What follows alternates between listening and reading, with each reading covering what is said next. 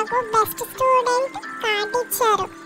ఇంటికి వెళ్ళి అమ్మకి చెప్తాను. చాలా హ్యాపీగా ఫీల్ అవుతుంది.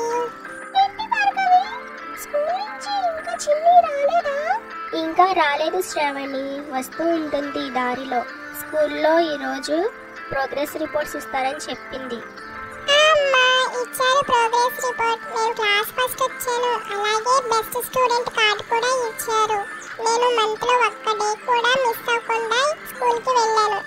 వెరీ గుడ్ చిన్ని, ఇలాగే చక్కగా చదువుకోవాలి. ఆ పాప జలుబు దగ్గు జ్వరాలు ఎప్పుడు ఏదో ఒకటి చెప్తూ ఉంటుంది.